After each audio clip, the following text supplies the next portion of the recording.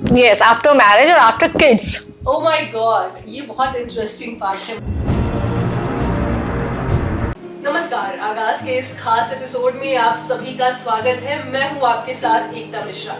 दोस्तों, आपने लड़कियों को डॉक्टर बनते तो देखा होगा, इंजीनियर बनते तो देखा होगा, जॉब करते करते या फिर जॉब छोड़कर आईएएस सिविल सर्विसेज की तैयारी करते भी देखा होगा।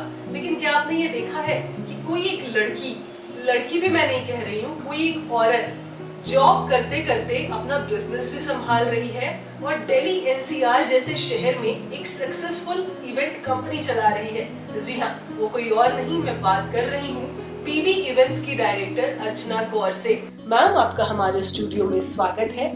और सबसे पहले तो मैं आपसे ये जानना चाहूंगी, मैं खुद बहुत ज्यादा इम्प्रेस हूँ आपसे कि आप जॉब करते करते इवेंट लाइन में कैसे आ गई। देखिए, जॉब करते करते कोविड के टाइम पे वर्क फ्रॉम होम लिया बच्चे को देखने के लिए, लेकिन फिर भी ये था बिजनेस करना है, अपना बिजनेस लाइन में जाना है, क्योंकि वो स्टार्टिंग से ही कहीं ना कहीं था। और फिर एक होता है कि आप बात करते करते कोई आपको वैसा ही इंसान मिल जाए जो खुद बिजनेस में इंटरेस्टेड हो, तो फिर आपको लगता है कि हाँ, अब टाइम आ गया है। जी बिल्कुल। तो जब आपने शुरुआत की इवेंट्स लाइन की, मुझे लगता है शायद आपने शादी से पहले ही शुरुआत कर दी थी इवेंट के लिए, राइट? या फिर शादी के बाद? नहीं, शादी तो एक्चुअली मतलब सपोज आज मेरी शादी है तो परसों मेरा मास कॉम का एग्जाम है, ऐसे हुआ है। अच्छा, ओके। तो यानी कि शादी के बाद आपने करियर अपना एस्टैब्लिश किया, राइट? करियर तो कभी छोड़ना ही नहीं था, क्योंकि स्टार्टिंग से एजुकेशन फील्ड में तो हम रहे हैं पूरी फैमिली, तो एजुकेशन के लिए तो सभी वो हैं कि एजुकेशन लड़की को करते ही रहना चाहिए। मतलब मेरा कहने का मतलब था कि इवेंट लाइन में आपने अपना करियर फुल्ली एस्टैब्लिश किया after your marriage. Yes, after marriage और after kids. Oh my god, ये बहुत इंटरेस्टिंग पार्ट है, मुझे ऐसा लग रहा है। कितना मुश्किल रहा ये सफर, क्योंकि अमूमन कहा जाता है कि जो इवेंट लाइन होता है, अगर मैं गलत नहीं हूँ अर्चना जी, मुझे करेक्ट कीजिएगा अगर मैं गलत हूँ तो, इवेंट लाइन में मोस्टली जो है ना वो मेल सेक्शन रहता है, क्योंकि दौड़ भाग वाली चीजें रहती है, ट्रैवलिंग रहता है, आपको स्पॉन्सर्स देखने होते हैं, इवेंट्स ऑर्गेनाइज करना रहता है, तरह तरह के लोगों से मीटिंग करना रहता है। तो अमूमन हमारे समाज में, हमारे सोसाइटी में ये कहा जाता है कि ये तो मेल ओरिएंटेड थिंग है। तो आपके लिए डिफिकल्ट रहा या फिर सफर इजी था? मेरे लिए आप बोल सकते हो ठीक ठीक रहा, क्योंकि जो मैंने बताया कि अपने रिलेटिव हैं, जेंट्स वाली भागदौड़, स्पेशली स्टेज प्रोडक्शन वाला काम वो कर लेते हैं, मीटिंग्स वाला सारा मैं करती हूँ जाके, मतलब एक स्टेज में बना देती हूँ। इस स्टेज पर उसको जैसे कहते हैं ना, एक प्लेट में आपको खाना सजाना है, सजाने का काम वो करते हैं और वो सामग्री मैं लेकर आती हूँ। ओके। तो देखिए, अमूमन हस्बैंड इवेंट लाइन के लिए सपोर्ट नहीं कर पाते हैं, क्योंकि उन्हें लगता है कि media industry is very much glamorous और तरह तरह के लोगों से मिलना है, पता नहीं किस तरीके के लोगों से आप मिलोगे।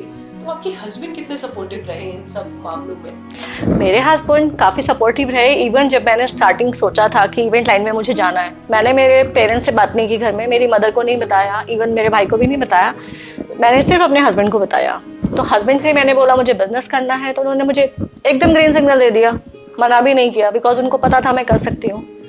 तो जितने भी हस्बैंड्स देख रहे हैं एक करियर ओरिएंटेड वाइफ के, इस बात से जरूर सीख लीजिएगा कि अर्चना जी के हस्बैंड ने कितना उन्हें सपोर्ट किया है। तो आगे बढ़ते हैं। अब मैं आपसे ये जानना चाहती हूँ कि इवेंट लाइन कहा जाता है कि बहुत मुश्किल लाइन होता है, स्पेशली लड़कियों के लिए। तो आपके लिए कितना चुनौतीपूर्ण रहा ये? देखिए, लकीली मेरे लिए अभी तक ये सही रहा, क्योंकि जैसे मैंने बताया कि बात करते करते इवेंट लाइन में मैं आई हूँ, तो हमारे एक रिलेटिव हैं, फैमिली मेंबर जैसे, तो मेरी मम्मी ने मेरी जिम्मेदारी उनको दी हुई है कि आप देखोगे और बस मैं अपना काम करते जाती हूँ, तो इसीलिए मेरे लिए अभी तक तो उतनी टफ नहीं रही। और जो लड़कियां इस लाइन में आगे बढ़ना चाहती हैं, क्योंकि मुझे पता है जितने लोग देख रहे हैं उसमें कुछ ऑडियंस ऐसे होंगे, कुछ लड़कियां ऐसी होंगी जो इवेंट लाइन में अपने आप को एस्टैब्लिश करना चाहती है, तो उनको आप क्या कहना चाहते हो? किस तरीके के लोगों से उन्हें मिलना चाहिए?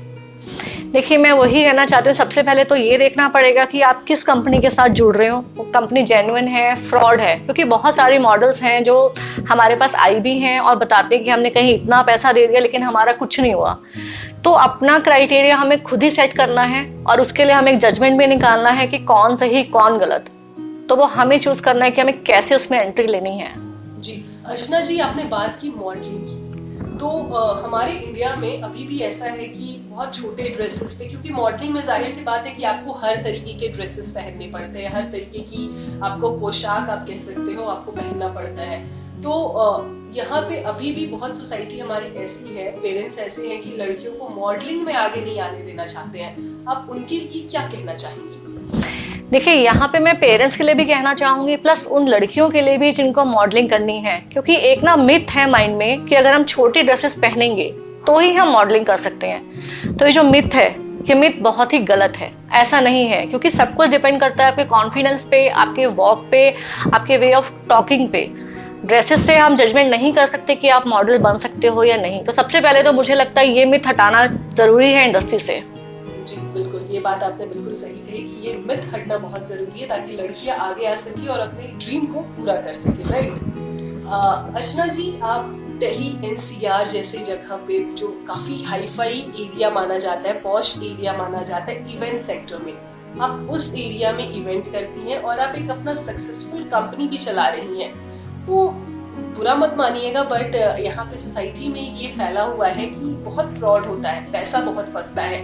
यहाँ पे इवेंट कंपनी में जो नॉर्मल आम इंसान है, अपने सपने को पूरा करने के लिए जाते हैं, पैसा देते हैं, उनका पैसा फंस जाता है।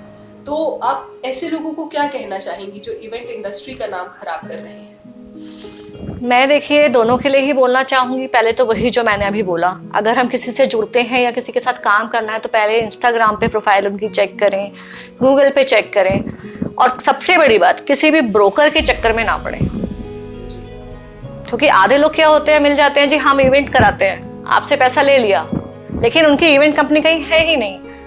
तो उससे भी आधा इंडस्ट्री का नाम खराब हो रहा है, और आधे जो ब्रोकर्स को काम देते हैं उससे भी खराब हो रहा है। दोनों चीजों से ही खराब हो रहा है। पीबी इवेंट्स इन सबसे हटकर, यानी कि मैं कह सकती हूँ कि लीग से हटकर किस तरीके से काम कर रही है? देखिए, पीबी इवेंट सबसे हटके काम इसलिए कर रही है, एक तो वो रजिस्टर्ड कंपनी है, दूसरी बात आज तक उसने किसी भी ब्रोकर को अपना काम नहीं दिया है। उसकी पूरी टीम, पीबी इवेंट्स कंपनी की टीम पूरी खुद से मेहनत करती है, पूरा दिन पूरी रात, और एक शो को करने में हम लोग 3 महीना लेते हैं, ताकि तैयारी भी होती रहे और काम भी हमारा अच्छे से निखर के सामने आए शो वाले दिन। तो जैसे कि आपने कहा कि पीबी इवेंट्स अलग हटके काफी ईमानदारी से काम करती है ताकि लोगों को एक अच्छा स्टेज मिल सके। अर्चना जी, मुझे ये बताइए कि अभी आपकी अपकमिंग इवेंट्स क्या है, आप क्या आगे प्लान कर रही हैं और कब कर रही हैं, ताकि अगर किसी लेडीज को या फिर किसी को भी आपके साथ जुड़ना है तो किस तरीके से आपके साथ जुड़ सकते हैं और किस इवेंट में? देखिए, अभी हमारा एक अपकमिंग इवेंट्स आ रहा है, Mrs queen fashion show season 2। इसमें जिसको रजिस्ट्रेशन कराना है वो भी एज ए पार्टिसिपेंट आ सकते हैं, और जो लेडीज कुछ करना चाहती हैं वो एज ए वॉलंटियर हमारी टीम में भी जुड़कर काम कर सकती हैं शो में, जिससे कि उनको काम सीखने का मौका मिलेगा, और अगर काम अच्छा लगता है तो बाद में हम उनको अपनी कंपनी में परमानेंट हायर भी कर लेंगे। ओके, तो जैसा कि अर्चना जी ने बताया कि अभी अपकमिंग इनकी इवेंट्स होने वाली, अर्चना जी मुझे डेट बता दीजिए कि या फिर मंथ बता दीजिए कि किस मंथ में होने वाला है या कब होने वाला है इवेंट?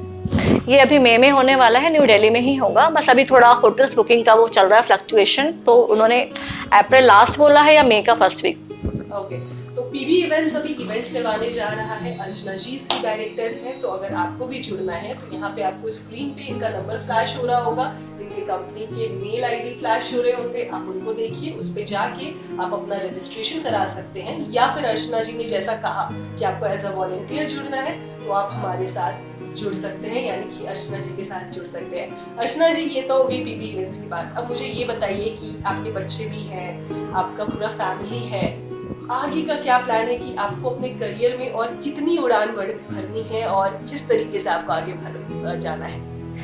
देखिए, मुझे लग रहा है जैसे मैं चल रही हूँ, चलते तो ऐसे ही रहना है, लेकिन जहाँ पर हूँ वहाँ पर नहीं रुकना, क्योंकि मुझे पीबी इवेंट को सिर्फ एक छोटा ब्रांड में नहीं देखना है, मुझे काफी बड़े ब्रांड में इंटरनेशनल लेवल पर देखना है। तो अभी मैं अपने टारगेट से काफी दूर हूँ। जी बिल्कुल, और मेरी भगवान से ये प्रार्थना है, ऊपर वाले से प्रार्थना है कि आप बहुत आगे जाएं और हम सब आपके साथ हैं। और मुझे बहुत अच्छा लगता है जब मैं ऐसी एक, आप कह सकते हो कि करियर ओरिएंटेड लेडी से मैं मिलती हूँ, तो मुझे वाकई दिल से बहुत खुशी होती है।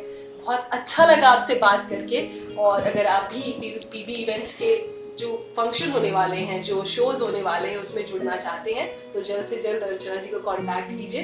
मैं फिर से अर्चना जी को किसी और चीज़ में लेकर आऊंगी और आपसे मिलवाऊंगी, और आपसे वादा है कि अगर आप कुछ अर्चना जी से सीखना चाहते हैं तो हम उनसे आपको मिलवाने में ज़रूर हेल्प करेंगे।